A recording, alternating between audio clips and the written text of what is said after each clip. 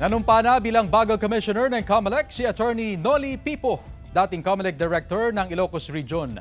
Naroon din ang isa pang bagong talagang commissioner na si Norina Tangaro Kasingal.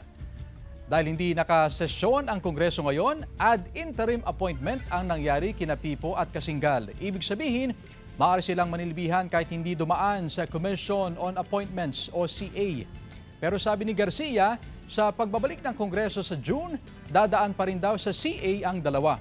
Si Pipo ay Ilocano gaya ng Pangulo at mahaba ang panahon ng kanyang paninilbihan sa Ilocos Region. Pero sabi ni Pipo, kampante raw siya sa pagkakatalaga sa kanya. Kasi nung nasa Ilocos siya, hindi naman daw siya tinangkang impluwensyahan ni Marcos.